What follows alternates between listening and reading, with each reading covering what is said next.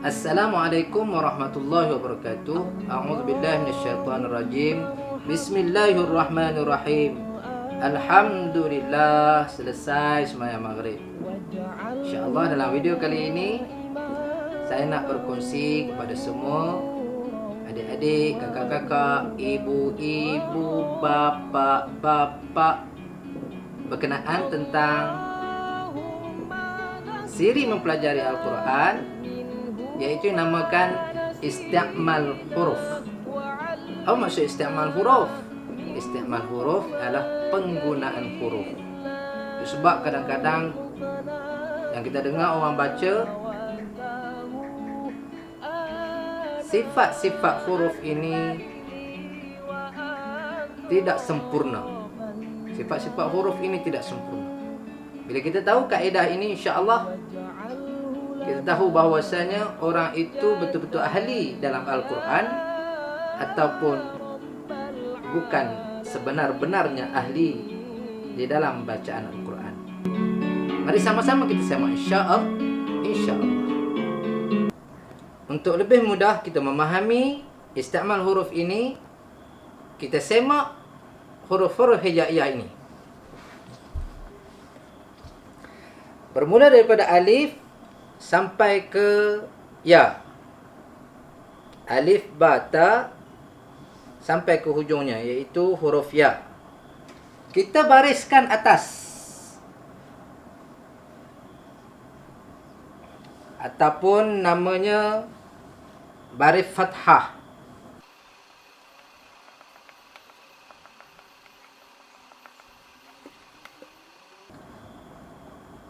A, ba, ta, sa, ja, ha, kho. Apa perbezaan cara sebutan huruf ini? Tengok betul-betul. A, ba, ta, sa, ja, ha, kho. Bezanya ialah huruf alif sampai huruf ha, kita baca apabila dibariskan atas dengan keadaan sengih mulut kita. Sengih mulut. A, ba, ta, sa, ja, ha. Apabila sampai huruf kho, kita muncung mulut kita. Kho. Kho. Satu huruf kita bulatkan. Da, za, ro. Kita bulatkan. Za, sa, sha, so. Huruf muncung kita bulatkan. Bila baris atas kita baca dengan muncung, kita bulatkan. So, bo, muncung juga. Bulatkan lagi. To, juga kita kena muncung mulut. To, zo, zo, muncung mulut. A, gho, muncung mulut. Fa, qo,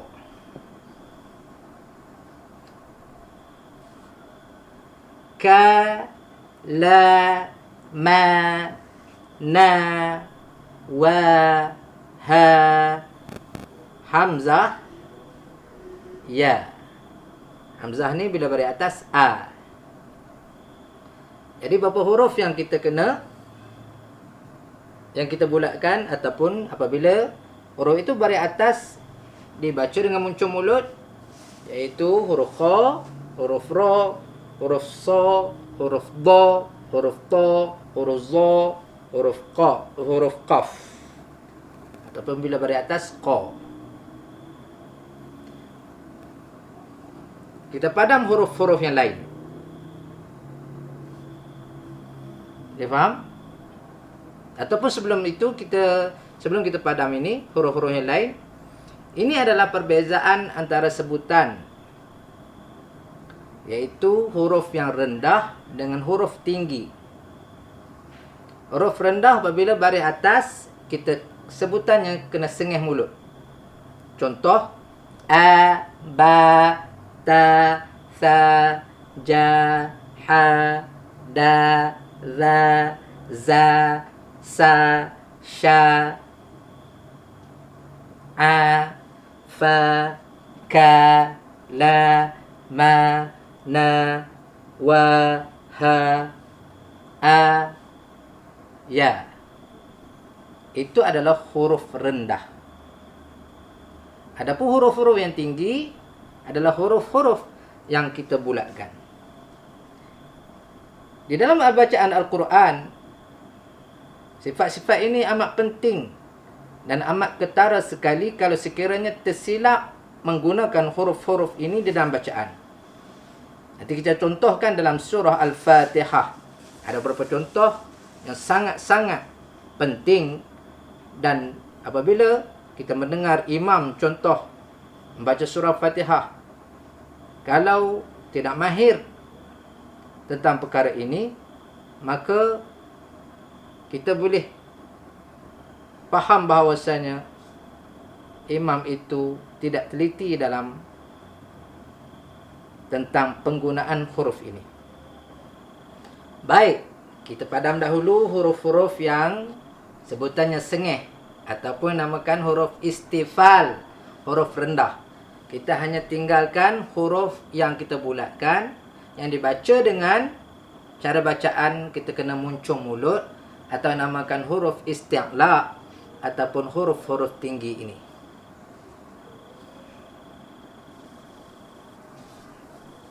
Kita hanya akan tinggalkan huruf-huruf yang kita bulatkan sahaja.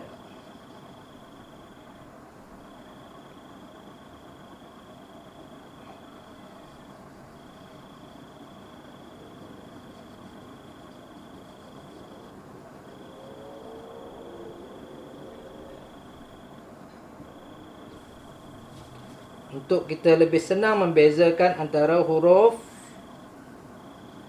yang tinggi dan huruf yang rendah, cara penggunaannya. Okey, huruf yang tinggal adalah huruf kha, huruf ra, huruf sa, huruf sad, huruf dad, huruf ta, huruf za, huruf ghain dan huruf qaf. Cumanya ada satu lagi yang kita kena padam, iaitu huruf ra. Walaupun dia bulat, tetapi ada perbahasannya sendiri huruf ra ini. Dan huruf ra tidak termasuk dalam perbahasan kita pada hari ini. Kita padam. Sebab huruf ra ini ada ketika baris atas, namakan tafkhim, tebal, kena baca tebal, baris bawah kena baca nipis dan sebagainya. Ada perbahasan dia sendiri.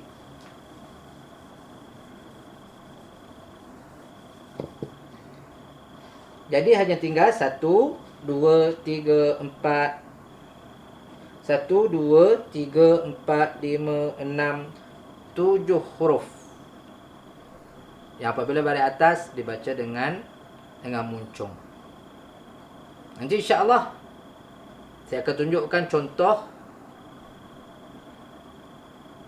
dalam surah Al-Fatihah. Ada kalimah-kalimah yang ada berlaku pertembungan antara huruf rendah dan huruf tinggi ini.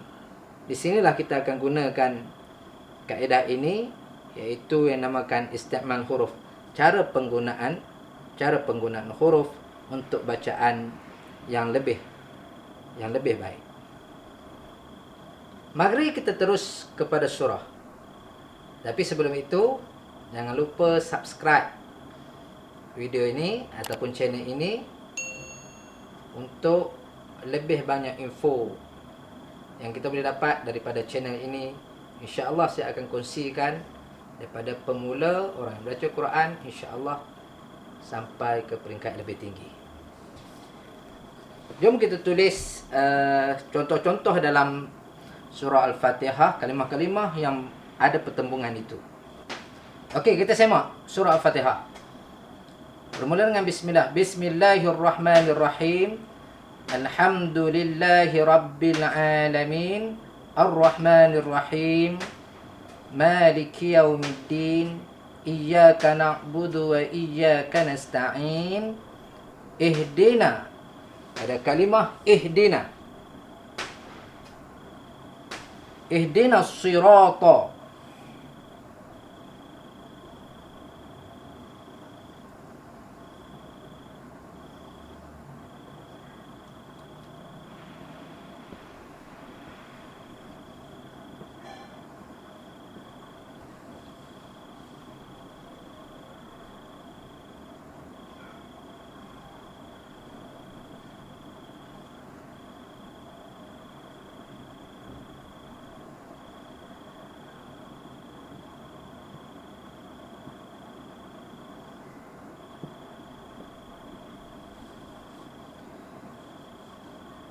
Di dalam ayat ini, ihdinas sirata. Kita tengok huruf nun baris atas. Huruf nun tidak ada di dalam huruf yang kita bulatkan, menunjukkan bacaannya dengan keadaan sengih bila berbaris atas. Contoh, na. Ihdina. Kalau dalam penulisan ataupun dalam penulisan Al-Quran, di sini nun bunyinya na terus masuk ke dalam huruf sad. Terus masuk ke dalam huruf sad. Na sengih mulut, huruf sad bila baris atas kita muncul mulut so. Ada huruf di sini, iaitu dibulatkan di sini so. Jadi bacaannya sengih kepada muncung. Na, nas, nas, sira, nas. Muncung dulu. Na, sengih. Na, masuk ke dalam huruf sad. Nas, nasi, nasi. Dia jangan baca nasi, salah. Mesti bacaannya na, sengih mulut, na, nas, nas, nasi, nasirat, nasirata, nasirata. Ini antara pertembungan antara huruf rendah dan juga huruf tinggi. Nasirata.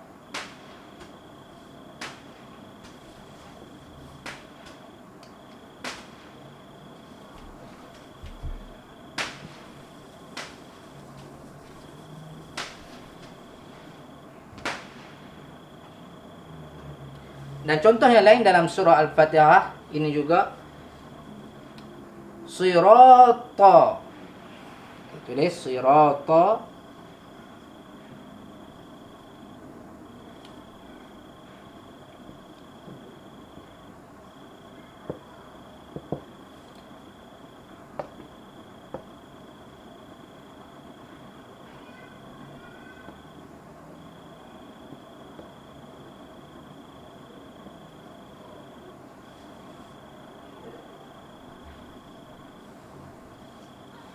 Siratal ladzi. Kita tengok huruf ta ada pertembungan. Ini adalah huruf tinggi. Huruf tinggi. Ada huruf yang dibulatkan di sini. Maksud dia muncung ta. Dan seterusnya dalam bacaan ini dia terus masuk ke dalam huruf lam. Huruf lam bila baris atas la, sengih. Maka ada pertembungan di situ. Ta muncung masuk ke dalam huruf lam kena sengih. Sirata, siratal. Siratal. Sebab kita baca ihdinas siratal mustaqim. Ihdinas siratal mustaqim. Ihdinas siratal mustaqim. Siratal mustaqim. Cuma dalam lahjah Arab, jangan keterlaluan. Ada orang yang bila dapat kaedah ni dia keterlaluan baca. Tak bagus tu. Bacaan yang paling baik adalah bacaan yang ringan. Jangan berat. Jadi jangan bacaan begini. Ihdinas siratal salah. Orang Arab pun tak ada macam yang tu. Jadi santai-santai je. Walaupun kaedahnya begitu, tetapi bila santai bunyinya sedap. Ihdinas siratal mustaqim. Cumanya jangan tersilap. Ihdinas siratal. Huruf ta muncung. Tal mustaqim. Ini satu contoh lagi. Dan lagi contoh dalam surah Al-Fatihah.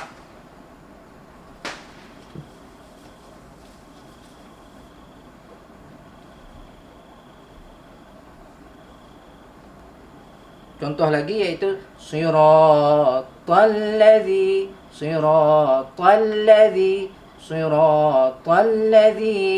an'am. Siratal ladzi, sama kaedah yang macam tadi. Siratal ladzina an'amta alaihim ghairil maghdubi alaihim. Okey, pada contoh yang seterusnya iaitu pada kalimah al-maghdu.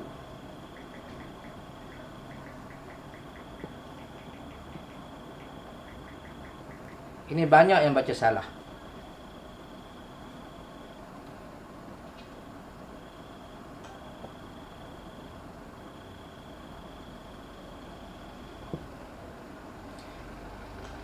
Mim ada pertemuan di sini. Ini tempat pertemuannya, iaitu mim dan huruf ghain. Huruf mim tidak ada yang dibulatkan, menunjukkan bila baris atas kita baca dengan sengih. Jadi penggunaan hurufnya mesti sengih. Ma. Masuk ke dalam huruf ghain. Huruf ghain ada yang kita bulatkan, menunjukkan dia muncung. Asal-asal huruf itu sifatnya muncung bacaannya. Jadi walaupun di sini tidak berbaris, tetapi penggunaan huruf tetap ada. Penggunaan huruf itu tetap wujud. Jadi bacaannya ma, sengih mulut, ma, masuk ke dalam huruf ghain, ma, mau. Ramai orang baca mar, itu salah. Huruf ghain mesti muncung, sengih ke muncung. Ma, mau, ghairil maghdubi alaihim, begitu. Jangan ghairil maghdu, salah. Ghairil maghdubi alaihim, ghairil maghdubi alaihim. Cuma jangan bunyi detakkan. Contoh ghairil tak boleh. Kerana di sini bukan huruf yang dinamakan huruf qalqalah, tetapi di sini huruf yang bukan qalqalah dibaca dengan ghairil maghdubi alaihim. Maghdubi alaihim. Ini di antara salah satu contoh lagi dalam surah Fatihah yang ketara sangat sekiranya orang itu baca tanpa menghiraukan tentang penggunaan huruf ini. Bacaan itu kita dengar, bacaan itu kurang kemas. Dan satu lagi kalimah yang amat famous ataupun popular dalam bab ini, iaitu waladhdallin.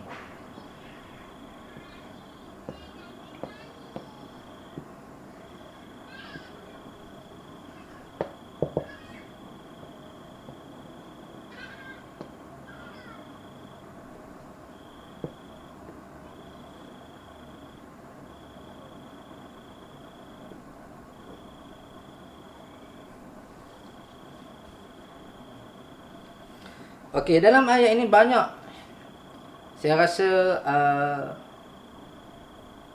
didongengkan tentang bacaan waladhdallin. Ada setengah yang mengajar sehingga kena menggelengkan kepala. Walau saya nasihatkan di sini bahawasanya kalau kaedah tersebut jangan dibaca dekat dengan dinding. Kerana apabila dinding dekat, walau insya-Allah akan terima padah. Jadi bacaan di sini kita santai. Bila tahu kaedah ini, kita akan faham bahawasanya bacaan, kenapa baca begitu? Kerana huruf lam bila berada atas la, sengih mulut, la, huruf terus kepada huruf dha. Ini pertemuannya antara huruf lam dengan huruf dha. Huruf dha adalah huruf yang kita bulatkan menunjukkan dia muncung. Lam sengih, la. Huruf dha muncung, wala, wala, walau, walad. Sengih ke muncung, wala, law, la, law. Jadi bacaan di sini waladdallin. Waladh, tak perlu walau tak perlu. Huruf dha sememangnya tempat keluar hurufnya sepanjang tepi lidah. Tetapi kalau dah bunyi huruf itu dha ataupun aw, dah confirm dah, memang sepanjang-panjang tepi lidah kita ini terkena pada dinding di sebelah pipi ni, di dalam pipi. Tak perlu sampai walau. Ada orang kata juga kalau nak bacaan bagus, muka mesti huduh. Tak. Saya dah belajar berguru tentang perkara ini. Rupa-rupanya yang sebenarnya tidak begitu. Muka handsome-handsome pun bacaan cantik dan keluarnya pun cantik. Rupa-rupanya tahu kaedah. Ghairil maghdubi alaihim waladdallin.